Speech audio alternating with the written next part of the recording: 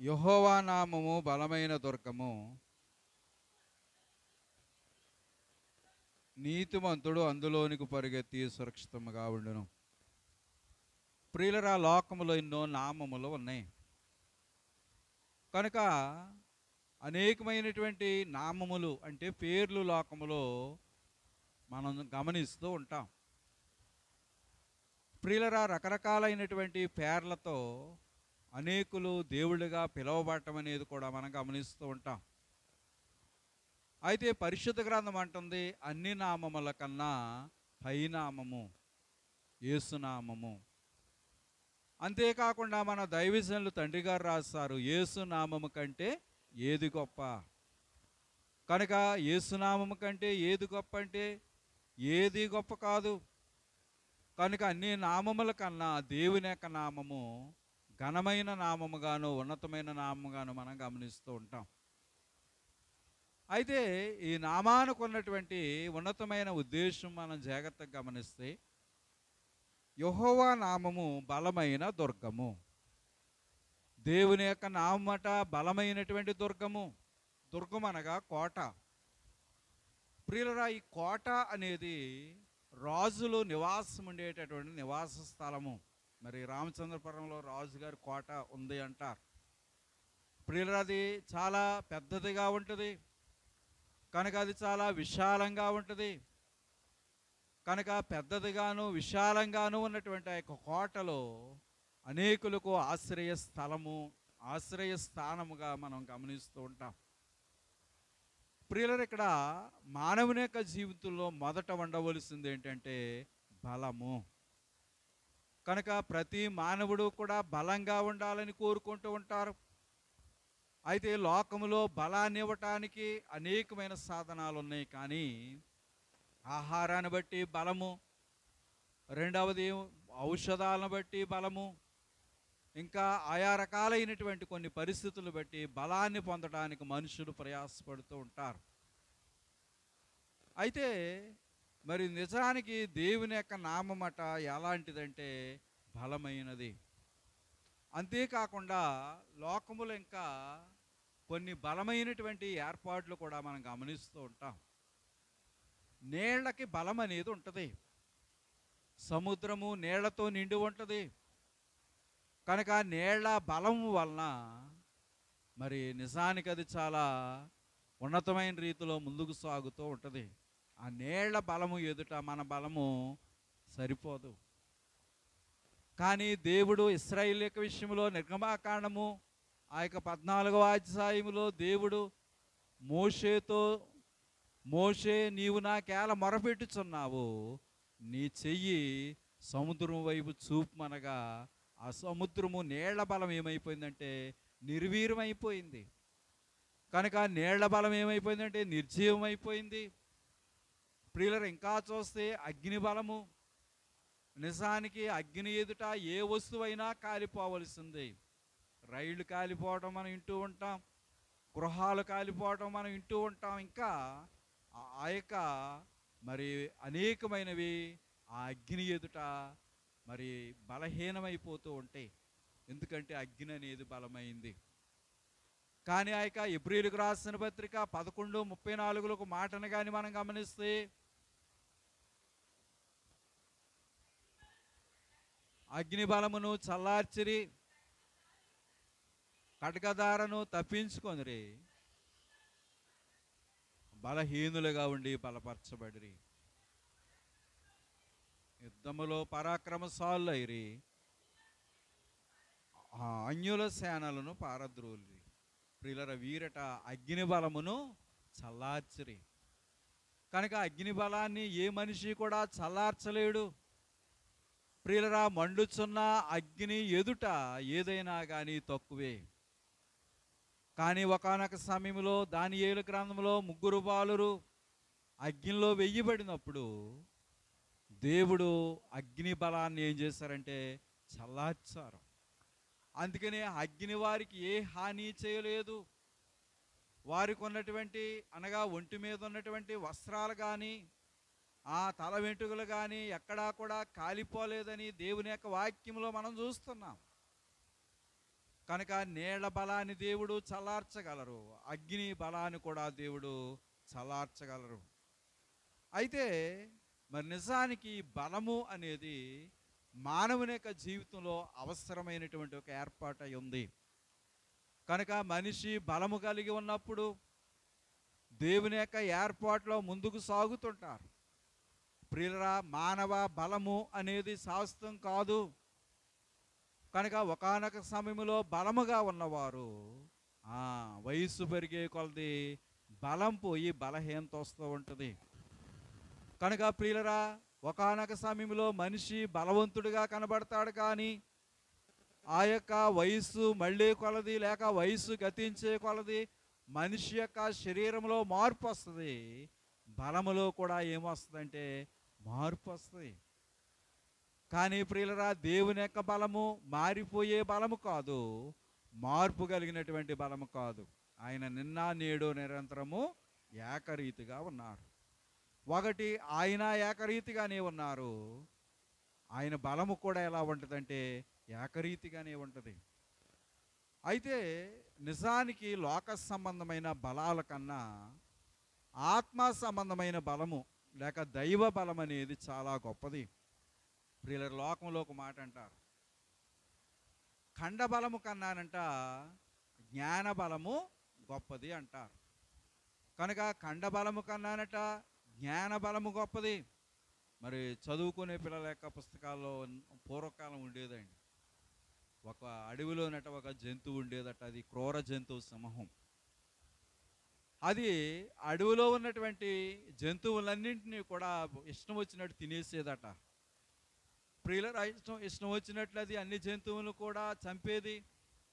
అప్పుడు ఒక దినాన్నట అడవిలో ఉన్న జంతువులన్నీ కూడా మీటింగ్ వేసుకుని, ఈ సింహం ఇష్టం వచ్చినట్లు తినేస్తే మన జాతి అంతరించిపోద్ది, అందుకని రోజుకి ఒక జంతువు మాత్రమే సింహం దగ్గరికి వెళదాం, దాన్ని ఆహారంగా అది భుజిస్తా అని చెప్పి ఒక నిర్ణయం చేసుకున్నారు. ఆ నిర్ణయాన్ని సింహం కూడా ఏం చేసిందంటే ఒప్పుకుంది. ప్రియులరా, దినానికి ఒక జంతువు సింహానికి ఆహారంగా వెళ్ళేది. ప్రియులరా, జంతువును సింహం తినేసేది. కొన్ని దినాలు గడిచేటప్పటికి ఒక కుందేలు వంతు వచ్చిందటండి. ప్రియులరా, కుందేలు బలమైందా బలహీనమైందా అంటే బలహీనమైంది. అయితే ప్రియులరా, ఆ బలహీనమైనటువంటి కుందేలుకి జ్ఞానం ఉంది, బలము లేదు కానీ జ్ఞానం ఉంది. సింహానికేమో బలం ఉంది, కుందేలుకేమో జ్ఞానం ఉంది. లోకంలో అంటూ ఉంటారు, ఆ యొక్క ఖండ బలము కన్నా జ్ఞాన బలము గొప్పది. ప్రియులరా, జ్ఞాన బలము కలిగినటువంటి ఆ యొక్క కుందేలట ఒక జ్ఞానం, ఒక ఆలోచన ఒకటి చేసింది. అయితే వెళ్ళవలసిన టయానికి వెళ్లకుండానట ఆలస్యంగా వెళ్ళిందట. ఆలస్యంగా వెళ్ళేటప్పటికి ఇది ఆలస్యమైంది కనుక, ఆలస్యమైతే ఏమవుద్దంటే ఆకలి అవుద్ది. కనుక ప్రియులరా, ఆలస్యాన్ని బట్టి సింహానికి ఆకలి అయ్యింది. ఆకలిని బట్టి ఏమొచ్చిందంటే కోపం వచ్చింది. ఆలస్యంగా వెళ్ళినటువంటి కుందేలుని అడిగిందంట, నువ్వెందుకెంత ఆలస్యంగా వచ్చావంటే, ఆ కుందేలు చెప్పిన సమాధానం ఏంటంటే, నీకులాంటి ఒక జంతువు ఓ చోట ఉంది, ఇక్కడే ఉంది ఓ చోట, అయితే దాన్ని నేను తప్పించుకుని రావడానికి ఎంత టైం పట్టిందని చెప్పేసట ఓ మసకా కొట్టిందనమాట. నేనే పెద్ద జంతువుని అనుకుంటే నాకన్నా జంతువు ఉందా, నడు వెళదామని చెప్పేసట సింహం ఏం చేసిందంటే కుందేలు తీసుకొచ్చిందట. అది సరాసరి ఆ కుందేలు ఏం చేసిందంటే ఒక నూతి దగ్గర తీసుకొచ్చిందట. నూతి దగ్గర తీసుకొచ్చి అప్పుడు ఆ యొక్క కుందేలు అందంట, అదుగో అదుగో ఆ నూతిలో దాక్కుంది, అది చూడని చెప్పేసట సింహాన్ని చూపించిందట. సింహం ఇలా చూసిందట, ఏం కనపడుతుంది, తన్నేడే కనపడుతుంది, తన ముఖమే కనపడుతుంది. పాపం ఈ సింహానికి బలం ఉంది కానీ ఏమీ లేదు, జ్ఞానం లేదు. ప్రియులరా, చూడండి, లోకంలో అంటారు కదా, మరి కొవ్వు పెరిగింది కానీ జ్ఞానం పెరగలేదు అన్నమాట దాన్ని. కనుక ప్రియులరా, ఆ యొక్క జంతువు దాన్ని చూసి, నాకన్నా పెద్ద జంతువు, దీన్ని నేను ఏం చేస్తానో చూడని నూతిలో దూకిందంట.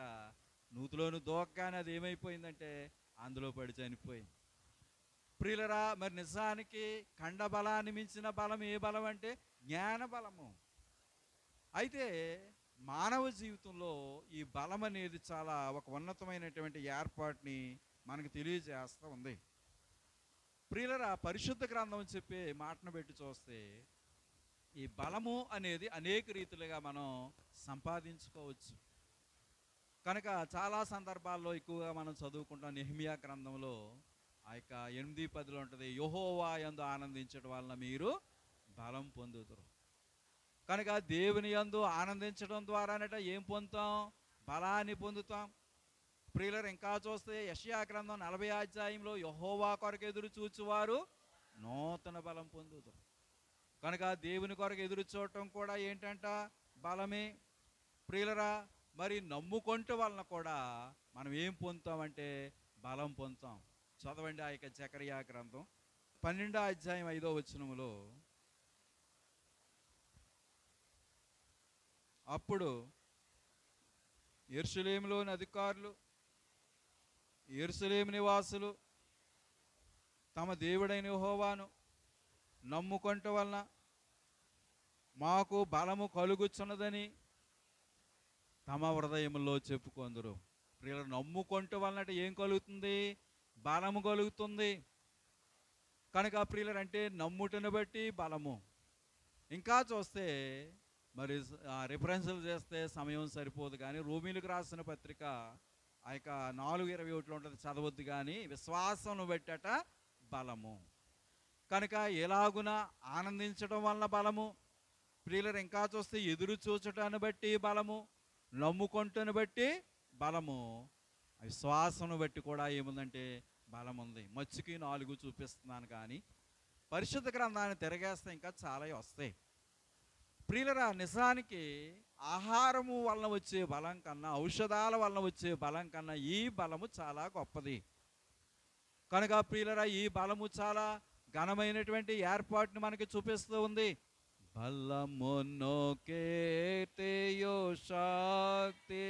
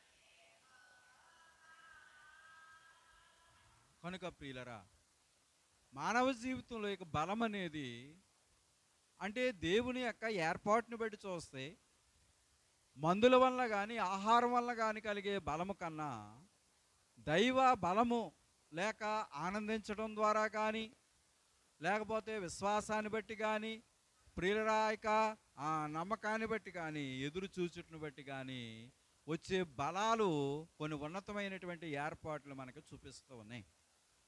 మొదటగా చూస్తే దేవుడు బలవంతుడు. బైబిల్ గ్రంథంలో ఆయనకు పేరుంది, బలవంతుడైన దేవుడు. ప్రియులరా, లోకములో ఎన్నో నామాలు మనం చూస్తున్నాం, కానీ ఏ దేవుడు కూడా నేను బలవంతుడని చెప్పలేదు. ఎందుకు చెప్పలేదంటే వారు బలవంతులు కాదు గనక. ప్రియులరా, వారు బలవంతులైతే ఏమని చెప్పుదురు? బలవంతులమనే చెప్పుదురు. కానీ వారు బలవంతులు కాదు గనక వారు బలవంతులని చెప్పలేదు. కానీ ప్రియులరా, దేవుడు ఒక్కడే బలవంతుడైన దేవుడు. అందుకనే ఆ యొక్క ఇర్మియా గ్రంథము చదవద్దు, కానీ 10:12 ఉంటుంది, ఆయన బలము చేత భూమిని సృష్టించెను. ప్రియులరా, దేవుడట తన యొక్క బలాన్ని బట్టి ఏం చేశారంటే ఈ భూమిని ఆయన సృష్టించారు. కనుక ఇంత పెద్ద భూమండలాన్ని ఆయన యొక్క హస్తము కలగజేసింది. ప్రియులరా, ఆయన చేత్తో ఈ యొక్క భూమండలాన్ని సృజించినట్టు బైబిల్ గ్రంథం మనకి చూపిస్తూ ఉంది. కనుక దేవుడు బలవంతుడైనటువంటి దేవుడు. ప్రియుల లోక సంబంధమైన బలాలు అనవసరమైనవి, కానీ దైవ సంబంధమైనటువంటి బలము అవసరమైనటువంటి బలమై ఉంది. కనుక దైవ సంబంధమైనటువంటి బలము ఒక ఉన్నతమైన ఏర్పాటుని మనకి చూపిస్తూ ఉంది. ప్రియులరా, నిజానికి మనం టీవీలు చూసినా లేకపోతే సెలవులు చూసినా ఒక అడ్వర్టైజ్మెంట్ చూస్తాం. ఒక ఆయన అంటాడు, ఒక క్రికెట్ ప్లేయర్ అంటాడు, బూస్ట్ ఈ సీక్రెట్ ఆఫ్ మై ఎనర్జీ. కనుక నా బలానికి కారణం ఏంటి? బూస్ట్ అంటాడు. ప్రియులరా, నిజానికి ఆయన బూస్ట్ తాగుతాడు అంటాడా? తాగడం. ఆయన తాగడం మన చేత తాగింతాడు అంతే. కనుక ప్రియులరా, ఆయన చెప్తాడు కానీ తాగుతాడో తాగడో మనకు తెలియదు. కానీ ప్రియులరా, బూస్ట్ వలన వచ్చే బలం కన్నా దేవుని వలన వచ్చే బలము గొప్ప బలము. ప్రియులరా, ఇప్పుడు మానవులమైనటువంటి మనమట దేవుని వలన ఆనందించటం వలన మనమట ఏం పొందుతామంటే బలాన్ని పొందుతాం. ప్రియులరా, ఆనందం అంటే చాలా రకాలుగా ఉంటుంది. మనం దేవుడిని ఒక అంశం పెట్టుకుని ప్రార్థన చేస్తాం, దేవుడు ఇస్తాడు, అప్పుడు మనకేంటి? ఆనందము. మనం ఆ భూమి కొనుక్కుంటాం, మనకేంటి? ఆనందం. బంగారం కొనుక్కుంటాం, ఆనందం. ఏవైనా గృహాలు కొనుక్కుంటాం, ఆనందం. ప్రియులరా, మన కోరికలు తీరినప్పుడు, మనకు అవసరాలు తీరినప్పుడు మనకేముంటుందంటే ఆనందం అంటాం. కానీ బైబిల్ గ్రంథం ఏమంటుందో తెలుసా? హబక్కూకు రాసిన గ్రంథము 3:17 అంజూరపు చెట్లు పూయకుండినను, ద్రాక్ష చెట్లు ఫలింపకపోయినను, ఓలెవ చెట్లు కాపు లేకుండాను, చేనులోని పైరు పంటకు రాకపోయినను, గొర్రెలు దొడ్డిలో లేకపోయినను, సాలలో పశువులు లేకపోయినను, నేను యెహోవా యందు ఆనందించెదను, నా రక్షణకర్త అయిన నా దేవుని యందు నేను సంతోషించెదను. కనుక ప్రియులరా, హబక్కూకని ఒక భక్తుడు అంటున్నాడు, ఈయనకి ఒక ద్రాక్ష తోట ఉంది. ప్రియులరా, ద్రాక్ష తోటట సంవత్సరం ఏమైపోయింది? ఫలింపలేదు. అంటే పూత లేదు, దాన్ని బట్టి ఏమీ లేదంటే ఫలింపు కూడా లేదు. కనుక ప్రియులరా, ద్రాక్ష చెట్లట కాయ లేదట, అంజూరపు చెట్లట కాపు లేకపోయి ఉన్నాయి. ప్రియులరా, మరి ఎలాగున మనము ఆ యొక్క హబక్కూకు గ్రంథాన్ని చూస్తే ఆయనకు ఓలివ తోట ఉంది, కానీ ఆ తోట అట కాపు లేదంట. చేలో పైరేసారు కానీ అది పంటకు రాలేదంట. ప్రియులరా, ఆ యొక్క గొర్రెలట దొడ్లో లేవు, అన్నీ కూడా చనిపోయి శాలలో పశువులు లేకపోయినా ఉన్నాయి. నిజానికి అన్నీ ఉన్నప్పుడు ఆనందమా, ఏమీ లేనప్పుడు ఆనందమా? మన భాషలో ఎలాగ ఎవరైనా ఆనందించారనుకోండి, వాళ్ళకొక అవార్డు ఇస్తారు, ఏమనంటే ఓ పిచ్చోడురా అంటారు. కానీ ప్రియులరా, బైబిల్ గ్రంథం ఏమంటుందంటే నువ్వు ఉన్నప్పుడు ఎంత ఆనందంగా ఉంటున్నావో లేనప్పుడు కూడా అంతే ఆనందం. ఒక భక్తుడు ఉన్నాడు బైబిల్లో, ఆయన పేరు యోబు. ప్రియులరా, యోబు గారట అన్నీ ఉన్నప్పుడు దేవుని మీద నమ్మకం ఉంచాడు, అన్నీ పోయినప్పుడు కూడా దేవుని మీద నమ్మకం ఉంచాడు. ప్రియులరా, అన్నీ ఉన్నప్పుడు ఆనందించాడు, ఏమీ లేనప్పుడు కూడా ఆనందించాడు. సర్వసాధారణంగా మానవులమైనటువంటి మనం అన్నీ ఉన్నప్పుడు ఆనందించడానికి ఇష్టపడతాం, కానీ ఏమీ లేనప్పుడు మనం ఆనందించడానికి ఇష్టపడం. భక్తుల యొక్క ఆనందాలు వేరు, భక్తిహీనుల యొక్క ఆనందాలు వేరు. ప్రియులరా, భక్తులైన వారు ఉన్నా ఆనందపడతారు, లేకపోయినా కానీ ఆనందపడతారు. ఉన్నా లేకపోయినా కానీ మానవుని యొక్క జీవితంలో ఆనందం అనేది చాలా ఉన్నతమైంది. ప్రియులరా, మరి లేకపోతే ఆనందం ఎందుకు? ప్రియులరా, యోబు గారి విషయమే చూద్దాం. లేకపోయినా కానీ ఆయన ఏం చేశారు? ఆనందపడ్డారు. ఆనందపడినటువంటి యోబు గారికి దేవుడు ఏం చేశారంటే రెట్టింపు ఆశీర్వాదం ఇచ్చారు. ప్రియులరా, రెట్టింపు దీవెనిచ్చారు. ఒకవేళ నాకేమీ లేవని చెప్పేసి యోబు గారు దేవుని తిడుతూ ఏదో భార్య చెప్పింది కదా అని చెప్పేసి ఆవిడ మాటిని, ఆ తల్లి మాటిని దేవుడి నామాన్ని దూషించాడే అనుకోండి, ఆ రెట్టింపు ఆశీర్వాదం వస్తుందా? రాదు. పైగానంట ఒక్కొక్కడోనంట ఒక్కొక్క బంగారు ఉంగరాన్ని ఒక్కొక్క వరహాను తెచ్చారట. ప్రియులరా, మరి ఎంతమంది ఏడితే అందరూ కూడా మన కుటుంబం అంతా కలిసి ఒక ఫంక్షన్కి వెళ్ళాము అనుకుందాం. ఒక్కొక్కళ్ళు ఒక్కొక్కటి తెస్తారు, అందరూ కలిపి ఒకటి ఇస్తారా? కుటుంబంలో నలుగురు వెళ్ళినా కానీ ఏం చేస్తాం? ఒకటే పట్టుకెళ్తాం. అంతేకాని నలుగురు నాలుగు పట్టుకెళ్ళమండి. తింటాం మాత్రం ఎంతమంది తింటామంటే నలుగురు తింటాం. ఇత్తం మాత్రం ఒకటే ఇస్తాం. కానీ యోబు గారి యొక్క విషయంలో అలా కాదటండి. ఒక్కొక్కడునంట ఒక్కొక్క వరహ, ఒక్కొక్కడు ఒక్కొక్క బంగారు ఉంగరం, ఒక్కొక్కడు. ప్రియుల మరి ఎన్ని ఉంగరాలు వచ్చినాయో తెలియదు కానీ ప్రియులరా, అంటే ఆ యొక్క ఆస్తి విషయంలోనూ ఆశీర్వాదం ఉంది. ప్రియులరు ఇంకా చూస్తే మరి అతడు దూషించకుండా ఆనందపడ్డాడు గనక ఆనందాన్ని బట్టి అంతస్తు పెరిగింది, ఆనందాన్ని బట్టి ఆస్తి రెట్టింపు అనేది అయింది. కనుక ప్రియులరా, మానవ జీవితంలో ఆనందం అనేది ఒక ఉన్నతమైనటువంటి ఏర్పాటుగా మనం పరిశుద్ధ గ్రంథంలో గమనిస్తూ ఉన్నాం. ప్రియులరా, మరి మా చిన్నతనంలో ఓ మాట చెప్పుకునేవారు. మరి గొప్పవారు అన్నట ఒక ఆవిడ ఉండేదట. ఆవిడ పేరు రక్షణానందమ్మ అంట. రక్షణానందం అమ్మ అంటాం ఆవిడికి రాక దక్షిణానందమ్మ అనేదట. ప్రియులరా, ఎవరైనా నీ పేరేటంటే దక్షిణానందమ్మ అనేదట. అయితే ఇప్పుడు ఆవిడికి చాలా శ్రమలు వచ్చినాయి అంట, చాలా కష్టాలు వచ్చినాయి అట. అయితే ఎన్ని కష్టాలు వచ్చినా ఎన్ని శ్రమలు వచ్చినా కానీ ఆవిడట ఎలా ఉండేదంటే ఆనందంగానే ఉండేదట. కనుక ప్రియులరా, ఆవిడ చాలా వృద్ధురాలని చెప్పేసి ఆ కాలంలో చెప్పుకునేవారు. కనుక ఏది ఏమైనా కానీ మానవుని యొక్క జీవితంలో ఏముండాలంటే ఆనందం అనేది ఉండాలి. కనుక ప్రియులరా, ఈ ఆనందాన్ని పెట్టట ఏముంటుందంటే బలం అనేది ఉంటుంది.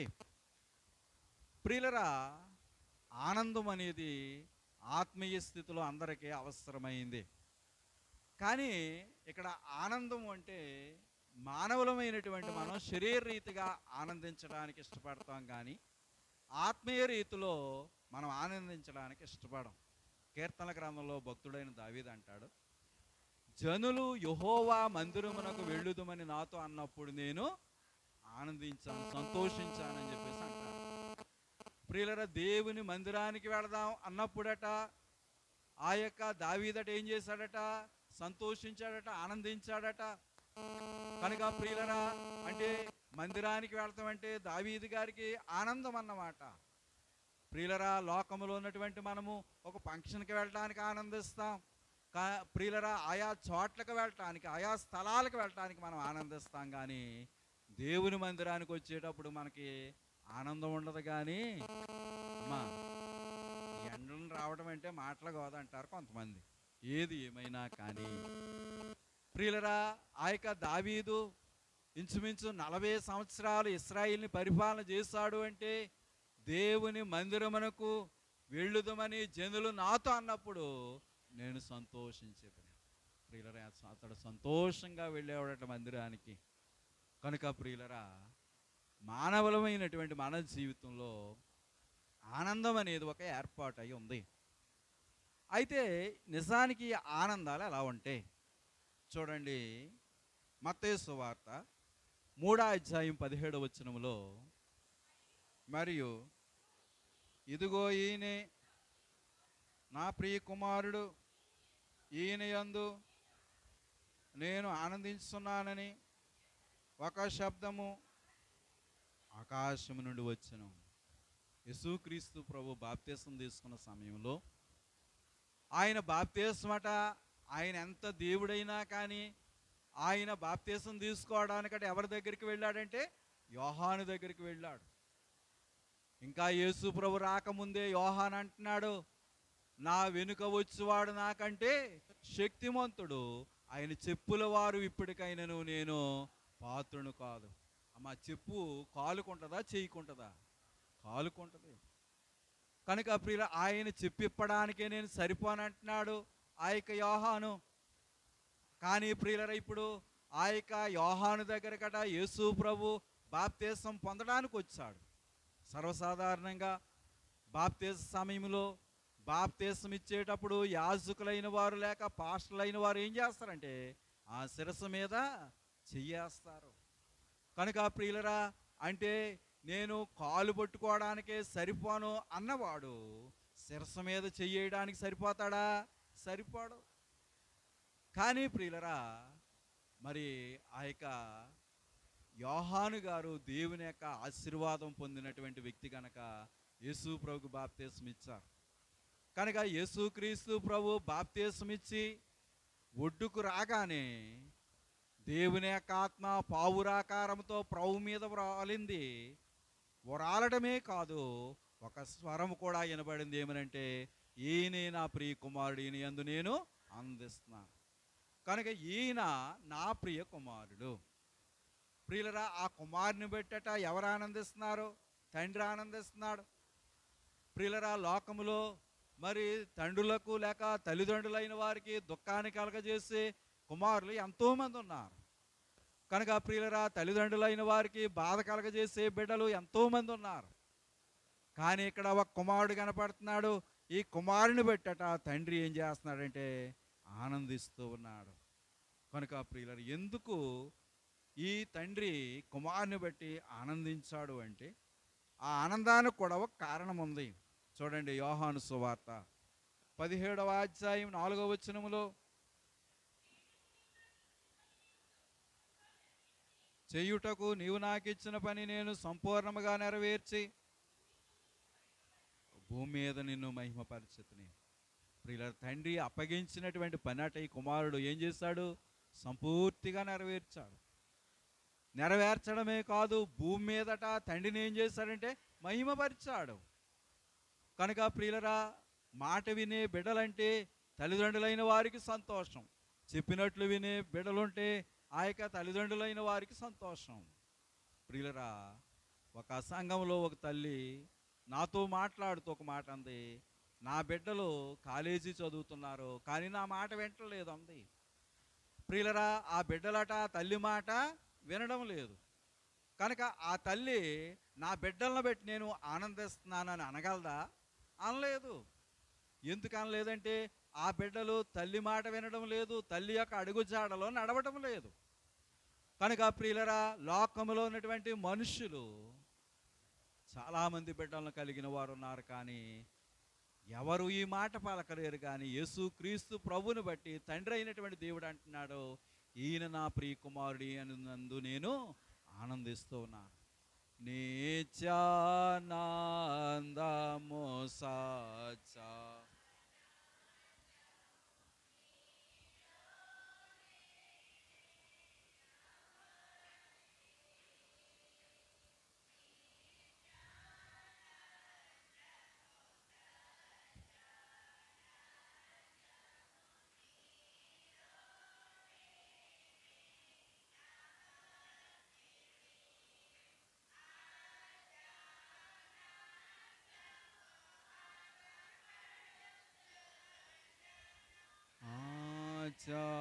ఆనందము ఆగపడుచుండును ఆలోచించు సోన కొలది. ఆలోచించు సోన కొలది.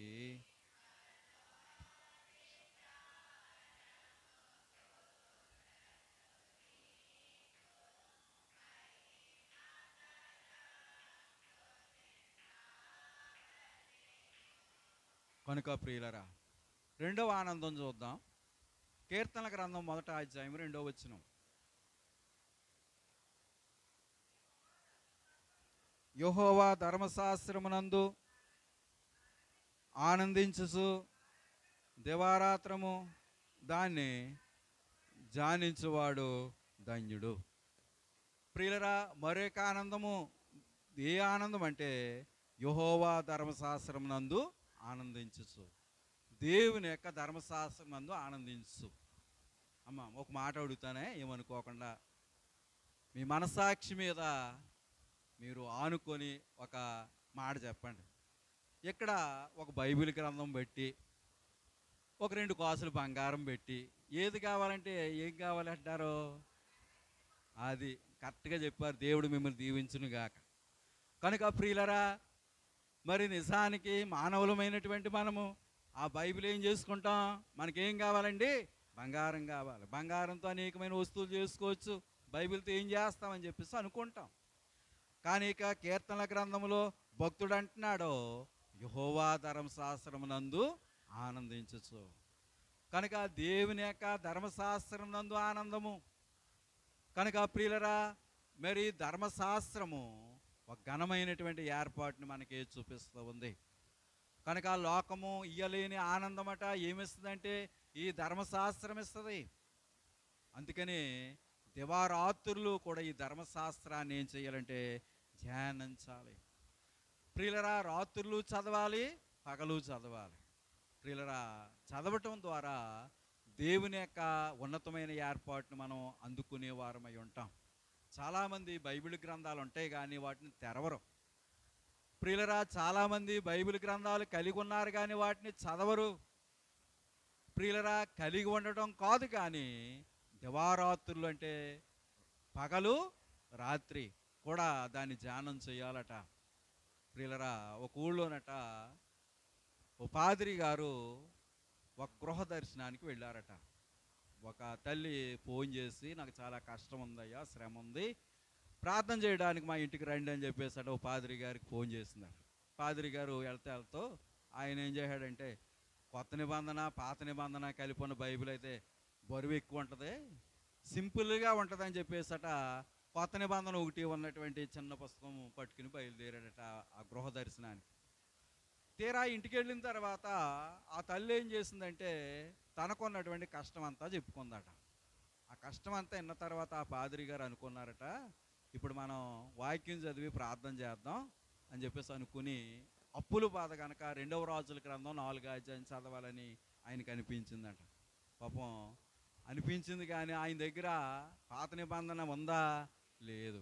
అప్పుడు ఈవిడ అన్నాడట, అమ్మ నేను కొత్త నిబంధన ఒకటే తెచ్చుకున్నాను, పెద్ద బైబిల్ నేను తెచ్చుకోలేదు, దయచేసి నీ దగ్గర ఉన్న పెద్ద బైబిల్ నాకు ఒకసారి ఇయ్యి, నేను వాక్యం చదివి నీకు ప్రార్థన చేస్తాను అన్నారట. ప్రియులరా, ఆమె లోపలికి వెళ్ళిందట, నెలికి వెతికి ఎక్కడ ఉన్న బైబిల్ తెచ్చి ఇచ్చిందట. ఆయన ఇలాగా బైబిల్ తిరిగేస్తుంటే ఓ చిన్న దువ్వినట్టు బైబిల్లో ఉందంట. పాపం ఆ తల్లి ఆ దువ్వెను చూసి, ఏంటమ్మా బైబిల్లో దువ్వెను పెట్టామంటే ఆ తల్లి అందంట, అయ్యగారు నెల రోజుల నుంచి నిలుగుతున్నానండి దువ్వెన కోసం, నేను నెల నుంచి ఈ దువ్వెన నాకు కనబడటం లేదన్నట్టు. ప్రియులరా, ఆ తల్లి బైబిల్ తీసి ఎన్నాళ్ళయింది? నెల అయింది. కనుక ప్రియులరా, బైబిల్ ఉందన్నమాటే కానీ దాన్ని తెరవం, ప్రియులరా దాన్ని చదవం, దాన్ని ధ్యానించం. కానీ పరిశుద్ధ గ్రంథము యొక్క ఏర్పాటును బట్టి చూస్తే దివారాత్రులు దాన్ని ధ్యానించువాడు ఆ ధన్యుడు. ప్రియులరా, అంతేకాకుండా యెహోవా ధర్మశాస్త్రం నందు ఆనందించాలి, బైబిల్ని బట్టి ఆనందించాలి. ప్రియులరా, లోకములో ఉన్నటువంటి మనము బంగారాన్ని బట్టి ఆనందిస్తాం కానీ బైబిల్ని బట్టి మనం ఆనందించాం. కానీ పరిశుద్ధ గ్రంథంలో దేవుడు ఏమంటున్నాడంటే, బంగారాన్ని బట్టి ఆనందం కొన్ని నిమిషాలే ఉంటుంది కానీ బైబిల్ని బట్టి కలిగే ఆనందం నిత్య నిరంతరం దివారాత్రుల్లో ఉంటుంది. కనుక ప్రియులరా, మానవులమైనటువంటి మనము మన జీవితంలో ఆ యొక్క బలం అనేది మనం కలిగి ఉండాలంటే, మన జీవితంలో ఏముండాలంటే ఆనందం అనేది ఉండాలి. ప్రియులరా, లోక సంబంధమైన ఆనందాలు మనకు అవసరం లేదు. కనుక లోక సంబంధమైన ఆనందాలు అనేక రకాలుగా అనేక విధాలుగా ఉన్నాయి కానీ ఆత్మ సంబంధమైనటువంటి ఆనందమే మనకు అవసరము. ఒక తండ్రి తన బిడ్డను పెట్టి అంటున్నాడు, నా కుమారుని యందు నేను ఆనందిస్తున్నాను. కనుక ప్రియుల, నిజానికి లోకములున్న ఏ తల్లి కూడా ఈ మాట అనలేదు, ఏ తండ్రి కూడా ఈ మాట అనలేడు, నా బిడ్డను పెట్టి నేను ఆనందిస్తున్నాను అనలేవు. కనుక ప్రియులరా, ఎందుకంటే దేవుడు ఒక్కడే ఆ మాట అనగలిగిన వారు, ఆయన తండ్రి చిత్తాన్ని నెరవేర్చినటువంటి వారై ఉన్నారు. కనుక ప్రియులరా, మరి దేవుని పిల్లలమై ఉన్నటువంటి మనము ఆ దేవుడు మనకిచ్చినటువంటి ధర్మశాస్త్రాన్ని బట్టి ఏం చేయాలంటే ఆనందించాలి. ఇంకా చూస్తే పరిశుద్ధాత్మను బట్టి కూడా మనం ఏం చేయాలంటే చూడండి, లోకాసు సువార్త 10వ అధ్యాయం 21వ వచనం.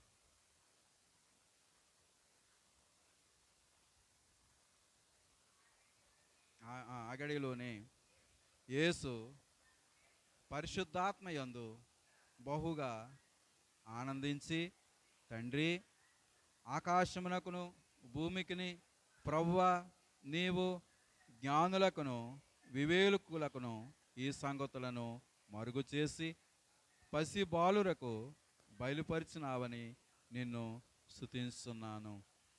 అవును తండ్రి, అలాగూ నీ దృష్టికి అనుకూలమైన కనుక ప్రియులరా పరిశుద్ధాత్మయందు బహుగా ఆనందించి, కనుక ప్రియులరా బంగారమునందు కాదు, లేక వేరే వాటి యందు కాదు, కానీ ఆత్మయందు ఆనందము. కనుక ప్రియులరా ఆత్మ మనం కలిగినప్పుడు అన్ని అవసరాలు తీరుస్తుంది. కనుక సొమ్ము ఉంటే కొన్ని అవసరాలే తీరొచ్చు, కానీ ఆత్మ ఉంటేనంట అన్ని అవసరాలు తీరుస్తుంది. కనుక ప్రియులరా ఆత్మ అనేది ఒక ఉన్నతమైనటువంటి ఏర్పాటుని మనకి చూపిస్తూ ఉంది. కనుక మానవ జీవితంలో బలం అనేది కేవలము ఔషధాల వలన, ఆహారం వలన కాదు, కానీ దేవుని బట్టి అలాంటి బలాన్ని మనం కలిగి దేవునిలో ముందుకు సాగే ధన్యత ఆత్మ తండ్రి మనకు అనుగ్రహించునుగాక.